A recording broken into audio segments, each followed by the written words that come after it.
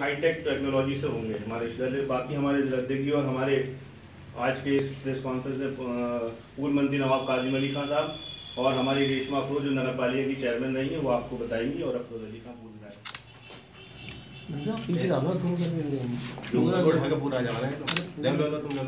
180 की लेंस लगा दी जाए। अभी जैसे हमारे शहर अध्यक्ष नुमान खान ने बताया आपको कि आज की जो प्रेस कॉन्फ्रेंस का है कि उत्तर प्रदेश के अंदर चुनाव होने जा रहे हैं और उस पर प्रियंका गांधी जी जो हमारी राष्ट्रीय महासचिव है, उत्तर प्रदेश की प्रभारी हैं, उन्होंने महिलाओं को सशक्त करने के लिए एक अपना महिला विधान घोषणा पत्र जारी किया है, शक्ति विधान के नाम से। तो इसको लेकर के आज प्रेस कॉन्फ्रेंस जारी है और उसमें पूरे उत्तर प्रदेश में बहुत तेजी के साथ महिलाओं को जगाना है, महिलाओं को बताना है कि आपके जो अधिकार हैं, जो आज तक वंचित रहे हैं आप अपने अधिकारों से, उसको कांग्रेस की सरकार आने पर आपको उसकी पूरी मजबूती दी जाएगी। और महिलाओं को सशक्त करने के लिए जो प्रियंका जी ने अपने वादे दिए हैं उसको पूरा करने के लिए आज प्रेस को आपके जरिए से सबको बताने का एक मार्गदर्शन रखा गया। महिलाओं की 40% जो इलेक्शन में खड़ा करने, क्या इस बार रामपुर से भी कोई महिला कैंडिडेट को उतारने की है पार्टी? बिल्कुल, पार्टी की जो नीति है वो 40% आरक्षण में रामपुर का भी हिस्सा बनेगा। और वैसे ये पॉलिसी पूरे उत्तर प्रदेश के लिए है कि जरूरी है कि जरूरी नहीं है कि खाली एक जनपद में हम 40% करें, लेकिन रामपुर से भी महिला हूँ। इस चुनाव में 3 मुद्दों, जो मेन मुद्दे हैं मेरे 3 मुद्दे हैं। सबसे पहला वाला मुद्दा तो बिजली की चेकिंग का और अंडरग्राउंड वायरिंग का है, और दूसरा है सीवर लाइन का, जिसकी वजह से हर शहर में जगहों पे सड़कें धंस रही हैं। वहां तक मैं भी मोरी गेट गया था, वहां मेरी गाड़ी नहीं जा सकी क्योंकि वो सीवर लाइन से 2-3 जगह पे धंस गई। और तीसरा मुद्दा है लकड़ी के कारोबार का। और इत्तेफाक की बात यह है कि जब पब्लिक ने वोट किया था पिछली बार समाजवादी को, उन्होंने ही ये परेशानी लोगों पे मुसल्लत करी। जो अंडरग्राउंड वायरिंग है और बिजली के जो मीटर बाहर लगे हैं वो भी आजम खान की देन है, जो सीवर लाइन है वो भी आजम खान की देन है, और जो लकड़ी के कारोबार को रोका गया वो तो छोड़िए जिसके पास लाइसेंस नहीं थे, लेकिन जिसके पास लाइसेंस थे वो कारोबार रोका गया, वो भी आजम खान की देन है।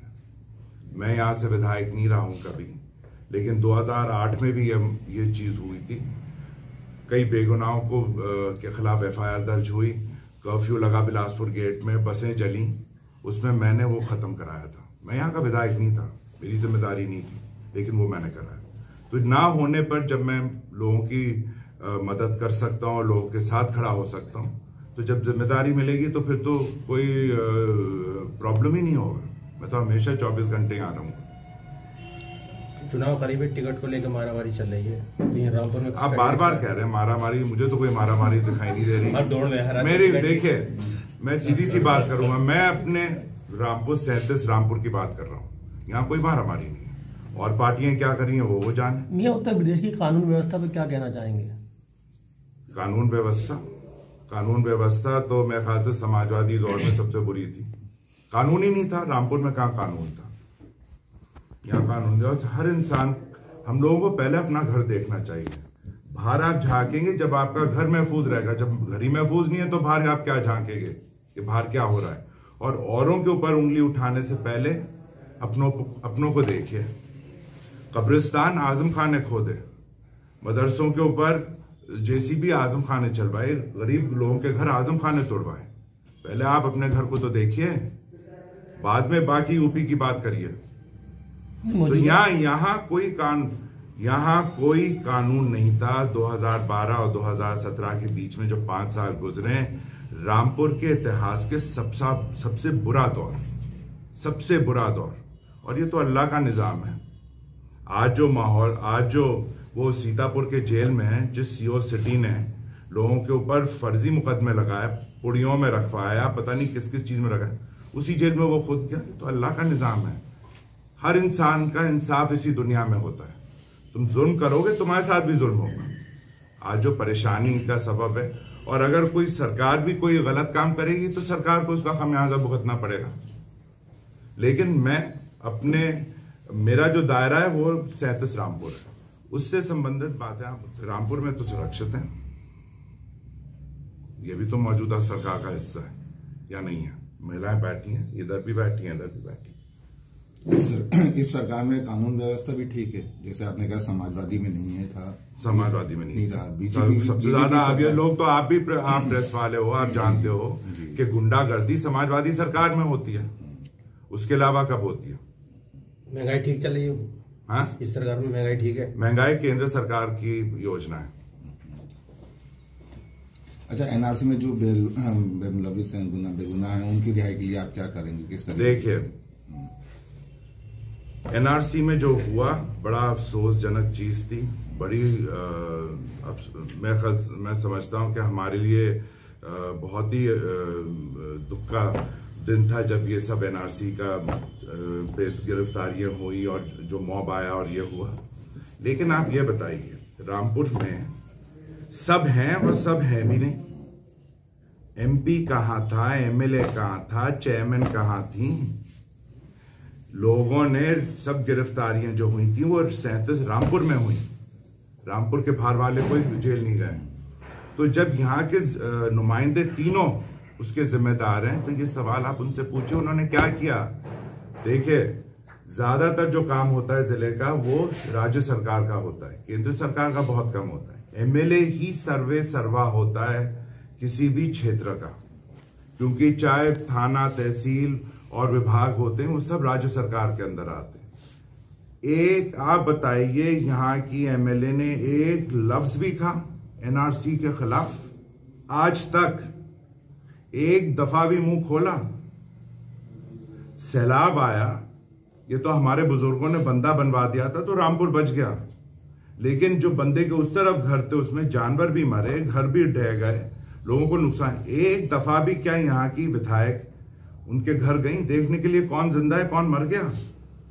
उनका मुंह सिर्फ एक दफा खुला, हाय मेरी यूनिवर्सिटी, क्योंकि वो कमाई का इदारा है, उससे कमाई होती है। मैं इसी रामपुर में पैदा हुआ और यहाँ जो मौजूद है सब रामपुर के लोग हैं। जो हमें हमदर्दी हो सकती है रामपुर वालों के लिए, बाहर वालों के को नहीं हो सकती। आजम खां में नठौर का खून, तंजीम फातिमा में बिलग्राम का खून, ये क्या हमदर्दी करेंगी रामपुर वालों के साथ? इन्हें सिर्फ रामपुर में रहना है कमाई के लिए और ये इनकी जिम्मेदारी है। आप मेरे हाथ में ताकत दो। मैं 3 दफा कांग्रेस का एमएलए बना, सरकार तो नहीं थी स्टेट में, मैंने कैसे काम कराया लोगों का? टांडे को तहसील कैसे बनाया? काम करने की क्षमता होनी चाहिए, कोई भी आए, हमें काम करना है अपने लोगों का। और वो हम किसी ना किसी प्रियंका गांधी जी ने जो ये मैनिफेस्टो दिया है और उन्होंने महिलाओं को मजबूती देने के लिए जो आरक्षण की बात की है और उसी से महिलाएं जुड़ रही हैं पार्टी से। और जिस तरह से राजीव गांधी जी ने 33% जब महिलाओं का आरक्षण पंचायती राज में किया था तो तब काफ़ी महिलाएं जो थी आपने देखी कि नगर पालिकाओं में और ज़िला पंचायत में सब महिलाओं ने आगे आके सियासत की, राजनीति की। तो अब जो 40% की बात की है प्रियंका गांधी जी ने, वो आने वाले समय में महिलाएं बहुत ज़्यादा मजबूत होंगी और फैसला महिलाएं बहुत अच्छा ले सकती हैं और महिलाएं काफ़ी जुड़ रही हैं। महिलाएं सुरक्षित हैं क्योंकि महिलाएं निर्णय अच्छा ले सकती हैं, क्योंकि घर के जो फैसले होते हैं महिलाएं बहुत मजबूती से लेती हैं। बच्चों की परवरिश का फैसला हो, घर चलाने का फैसला हो, तो राजनीति हो या शिक्षा का मैदान हो या कोई भी प्रोफेशनल हो, तो उसमें महिलाएं अच्छा फैसला लेती हैं। भाजपा भी महिलाओं की सुरक्षा की बात कर रही है, चाहे मुस्लिम महिलाओं की अगर बात करें तो 3 तलाक कानून बिल भी लाए हो और अब तो 21 साल की बेटी की शादी हुआ करेगी, तो इस पर किस नजरिए से देखती हैं और क्या करें? देखिए, जो आने वाले समय में प्रियंका गांधी जी ने जो कदम उठाया है उससे महिलाएं बहुत ज़्यादा मजबूत होंगी, क्योंकि हर क्षेत्र में महिलाएं चाहती हैं कि हम आगे बढ़ें, लेकिन उन्हें वो सपोर्ट नहीं मिल पाती। अब घरों से जब महिलाएं निकलेंगी तो वो मजबूत भी होंगी, फैसला भी लेंगी और सही मायनों में वो सुरक्षित होंगी।